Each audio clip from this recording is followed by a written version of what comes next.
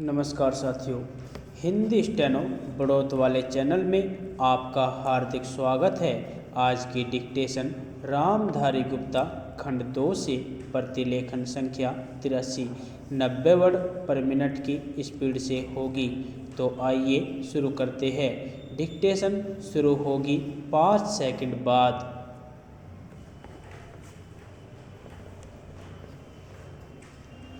Start.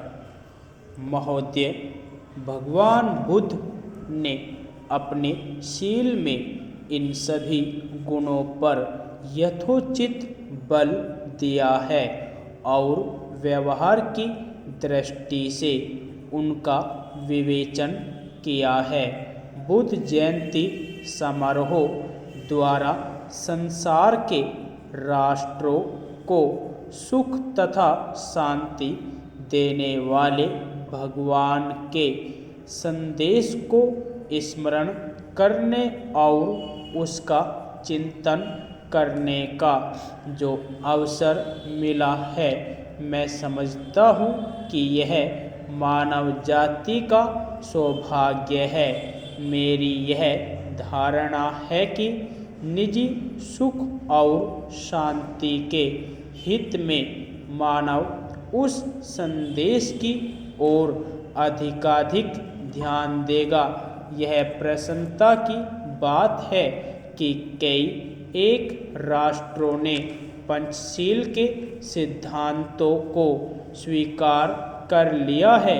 इस सिद्धांत पर आचरण द्वारा पारस्परिक मतभेद निसंदेह कम किया जा सकता है और राष्ट्र बल प्रयोग अथवा युद्ध से मुक्त हो सकते हैं। भगवान बुद्ध का समस्त जीवन, उनके सारगर्भित प्रवचन और उनका संदेश प्रत्येक व्यक्ति के लिए उपलब्ध है। कोई भी व्यक्ति उनसे लाभ उठा सकता है और अपनी आत्मा को उन्नत कर सकता है। हमारे देश में जहाँ भगवान ने निर्वाण प्राप्त किया और प्रथम उपदेश दिया, महात्मा बुद्ध का जनता के हृदयों में ऊंचे से ऊंचा स्थान है।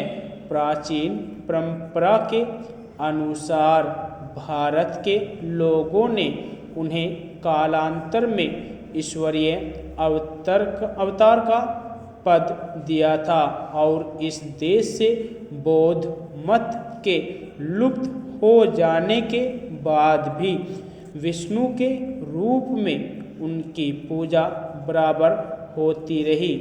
भगवान बुद्ध की विचारधारा तथा उनके सदुपदेश का हिंदू विचारधारा पर गहरा प्रभाव पड़ा है और बौद्ध शील आज भी हिंदू धर्म का एक अंग है। मैं विनम्रता पूर्वक एक और बात कहना चाहूँगा। भगवान बुद्ध ने इसी भूमि में निर्वाण प्राप्त किया और यही उन्होंने धर्म प्रचार की व्यवस्था की।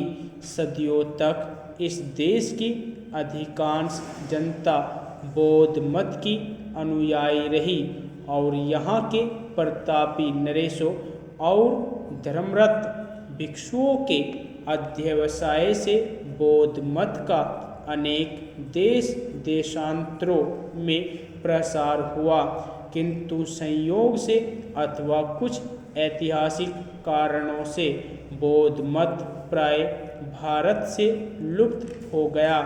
यह सब होते हुए मैं कह सकता हूँ कि 2000 वर्ष की इस समस्त अवधि में भगवान बुद्ध के प्रति यहाँ के लोगों की आस्था तथा श्रद्धा बराबर रही।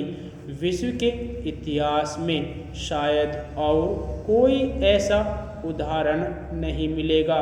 मुझे कोई भी दूसरा देश ऐसा दिखाई नहीं देता जहाँ कोई अवतार हुआ हो और समस्त जनता कुछ समय तक उसकी अनुयायी रहकर किसी अन्य मत को अपना चुकी हो, परंतु फिर भी उस देश में उस अवतार का वही आदर और उसके प्रति वही आस्था की भावना बनी रही हो जैसी भारत में भगवान बुद्ध के प्रति हजारों वर्षों से रही है।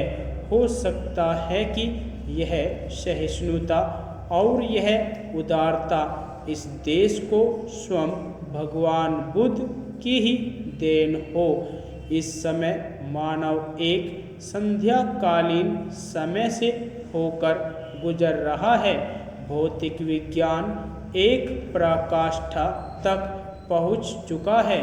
ऐसा मालूम पड़ता है कि मानव ने भौतिक संपन्नता को ही सुख का एकमात्र साधन मान लिया है। यदि आपको डिक्टेशन अच्छी लगी हो तो हमारे चैनल को सब्सक्राइब करें तथा वीडियो को लाइक व शेयर भी करें। धन्यवाद।